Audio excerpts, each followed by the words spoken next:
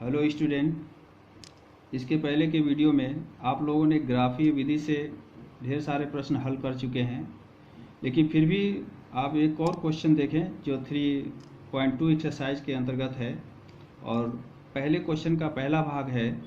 तो आप देखेंगे कक्षा 10 के 10 विद्यार्थियों ने एक गणित की पहली प्रतियोगिता में भाग लिया। यदि लड़कियों की संख्या लड़कों की संख्या से 4 अधिक हो तो प्रतियोगिता में भाग लिए लड़कों और लड़कियों की संख्या ज्ञात कीजिए। तो यहाँ पे देखिए बच्चों, 10th क्लास में कितने स्टूडेंट हैं? 10। यदि यहाँ पे मान लिया जाए, यहाँ पे माना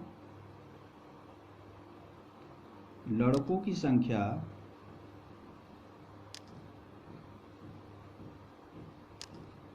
x मान ली जाए और लड़कियों की संख्या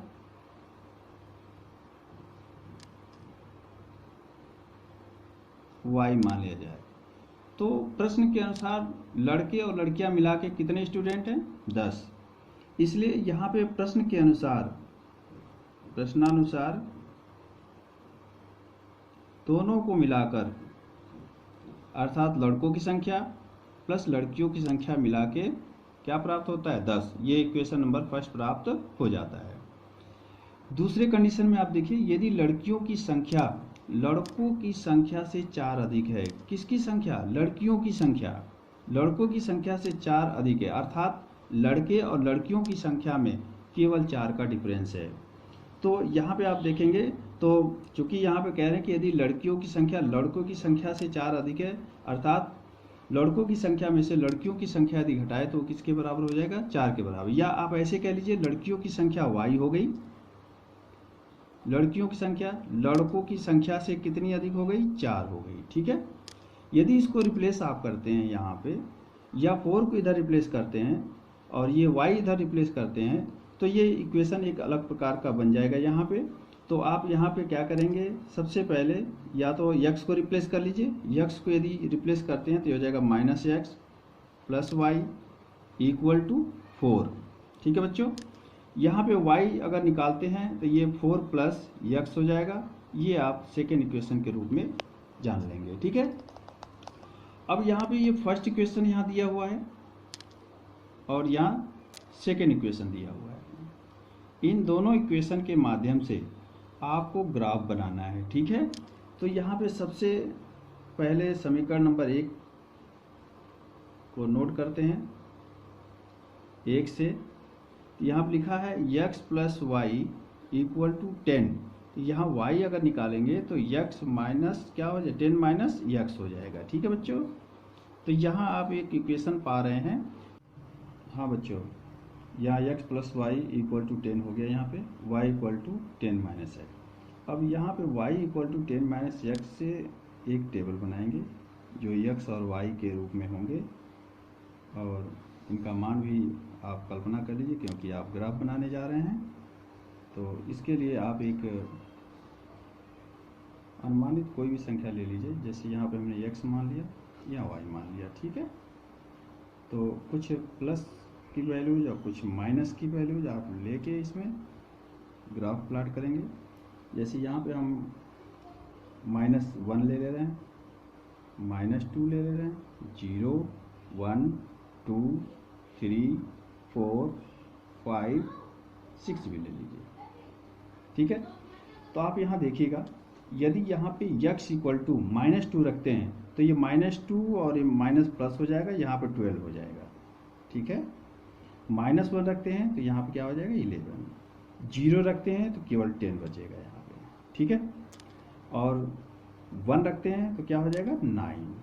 2 रखते हैं तो कितना हो जाएगा? 8। 3 रखते हैं तो 7। 4 रखते हैं तो 6 और 5 रखते हैं तो 5। 6 रखते हैं तो 4। ये इस तरह से प्राप्त हो जाएगा। इसी प्रकार समीकरण 2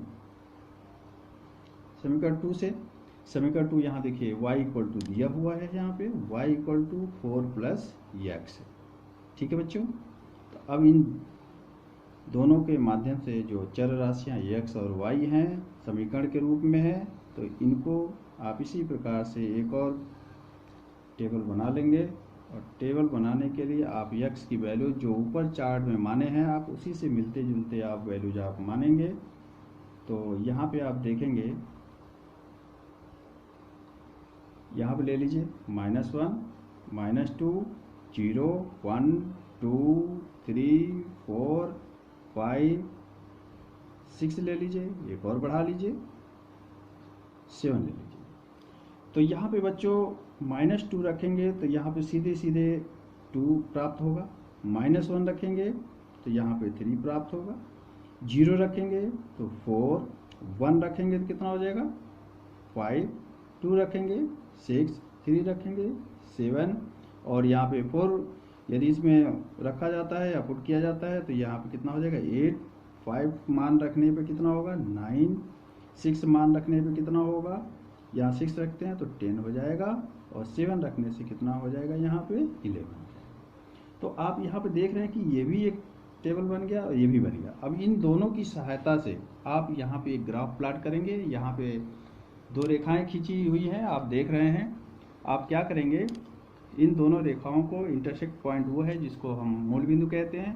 यहाँ से दाहिनी दिशा में x प्लस की वैल्यूज होती है, यहाँ से बाएं दिशा में -x होता है, माइनस की वैल्यूज होती है, और इसी प्रकार से इसके ऊपर प्लस की वैल्यूज y और इसके नीचे -y। तो जैसे आपने यहाँ पे टेबल में दिया हुआ है, बनाया है, उसी के अनुसार यहाँ पे डिजिट रखेंगे 1, 2, 3, 4, 5, 6, 7, 8, 9, और भी अगर जगह होता तो और भी वैल्यूज यहाँ रखी जा सकती, लेकिन इतने में ही आ जाएगा क्योंकि डिजिट आपके मैक्सिमम x के केवल 7 तक हैं। और यहाँ पे ले लीजिए -1, -2, -3, ठीक है, क्योंकि मैक्सिमम -1 और -2 है। अब y की वैल्यूज में यहाँ पे ले लीजिए 1, 2, 3, 4, 8 ले लीजिए, 9 ले लीजिए, 10, 11 और 12। उसी प्रकार से नीचे -1, -2, -3। अब यहाँ ये बच्चों पहले जो टेबल दिए गए यहाँ पे x के -2 पर 12, ये देखिए -2 है, -2 पे 12 है। हाँ, इसके सामने आपको लेके पॉइंट करना है एक, जैसे मान लीजिए -2 दिया हुआ है, एक अनुमानित देखिएगा यहाँ पे ये 12 है तो ये यहाँ पर रख के एक पॉइंट कर देंगे, ठीक है। उसके बाद -1 पे 11, ये -1 है, और ये -1 पे 11 आपको यहाँ पे पॉइंट करना है, तो ये मान लीजिए आपने यहाँ पे पॉइंट किया, ये 11 हो गया। 0 पे 10, ये 0 है, 0 पे 10 यहाँ पे आएगा। इसी प्रकार से 1 पे 9, ये 1 है, और 1 पे 9 आपको यहाँ तक पहुँचना है। देखिए ये दिया हुआ है, और ये 1 पे 9 हो गया, ठीक है। 2 पे 8, ये 2 दिख रहा है, सीधे ऊपर जाइए कहाँ तक, 8 तक। जैसे यहाँ पे मान लीजिए 2 दिया हुआ है, और इस 2 पे 8 तक आपको खींचना है, तो ये 8 यहाँ दिखाई दे रहा है, यहाँ पे तो ये 8 मान लीजिए 2 पे 8 हो गया, ठीक है। 3 पे आइए 7, ये 3 है, यहाँ पे कल्पना करिए कि ये 3 पे 7 इस प्रकार से मिलेगा आपको। ये 3 का पॉइंट है और ये आपका 7 है, तो ये यहाँ पे मान लीजिए इस प्रकार से 3 पे 7 हो गया। 4 पे 6, ये 4 है और ये 6 है, तो ये 4 पे 6 इस प्रकार से आप बना लेंगे। 5 पे 5, ये 5 इधर और ये 5 इधर, दोनों का इंटरसेक्ट पॉइंट होगा। तो ये कल्पना करिए कि यहाँ पे ये 5 पे 5 ये इस प्रकार से दिया हुआ है। 6 पे 4, ये 6 पे 4 हो जाएगा यहाँ पे। और आपको जब ये सभी पॉइंट्स मिल जाएंगे तो आप क्या करेंगे, इन पॉइंट को, इनके बिंदुओं को मिलाती हुई एक रेखा खींच लेंगे, ठीक है बच्चों। ये इस प्रकार से रेखा, देखिए कुछ पॉइंट इधर उधर हो गए हैं, तो इससे परेशान ना होइएगा, क्योंकि वो पॉइंट अगर आप ग्राफ पे बनाएंगे तो बिल्कुल सीधा बनेगा यहाँ, ठीक है। अब आइए दूसरे टेबल में। दूसरे टेबल में -2 पर +2 है, जैसे ये दिया हुआ है, -2 पे यहाँ पे +2, ठीक। -1 पर 3, ये समझ लीजिए -1 पे यहाँ पे 3 हो रहा है, ठीक। 0, ये 0 पे 4, ये 4 बन रहा है यहाँ पे। 1 पे 5, 1 पे 5 मान लीजिए ये यहाँ आ रहा है। 2 पे 6, 2 पे 6 की वैल्यू यहाँ पे आप देख लीजिए, इस प्रकार से दी जा रही है। और 3 पे 7 यही रहेगा, यही पॉइंट मिलेगा। 4 पे 8, 4 पे 8 और आगे बढ़िए, 4 पे 8 यहाँ पे दिया हो ना, 4 पे 8 यहाँ तक जाइए, ये लगभग पॉइंट ये यहाँ बनेगा। 5 पे 9, 5 पे 9 ये मान लीजिए ये पॉइंट यहाँ बनेगा। ऐसे पॉइंट आपको मिलते जाएंगे और इन सभी बिंदुओं को जब आप मिलाएंगे तो आप देख रहे हैं कि यहाँ पे इस पॉइंट पे 7 और 3 नहीं, 3 और 7, x का 3 है, y का 7 पर ये पॉइंट इंटरसेक्ट कर रही है। इन सभी बिंदुओं को कोऑर्डिनेट लिखने के लिए जैसे टेबल में x और y दिया है तो उसी प्रकार से -2, -12, -1, -1 पे 11 इस प्रकार के सभी बिंदु आप लिख सकते हैं। जैसे ये -2 पर 12 है, ये -1 पे 11 है, तो ये सभी बिंदु आप लिख सकते हैं।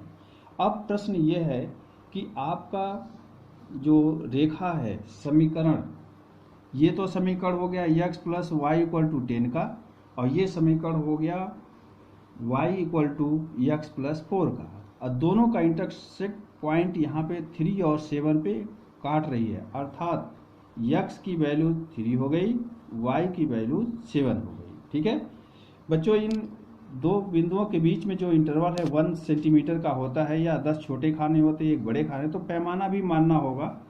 ठीक है, पैमाना आप x अक्ष पे मानेंगे। ठीक है, x अक्ष पे आपने एक एक इंटरवल लिया है, इसलिए एक बारंबारता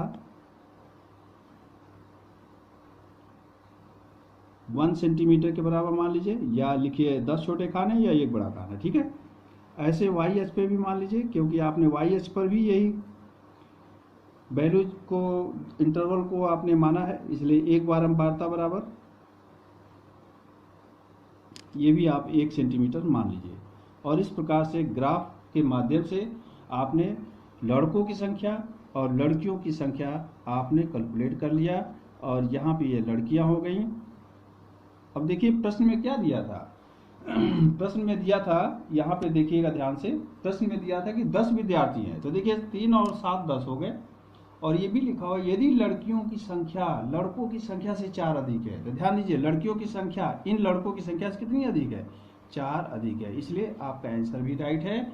और ये आप ग्राफ के माध्यम से आप पूरा चार्ट को आप समझ गए हैं, और इसको और अच्छी तरीके से आप लोग समझ लीजिएगा, ग्राफ में बनाइएगा, ये बहुत सुंदर चित्र बनेगा, और पेंसिल से बनाइएगा और बहुत अच्छा बनेगा। ठीक है बच्चों, बस आज के लिए इतना ही, थैंक यू।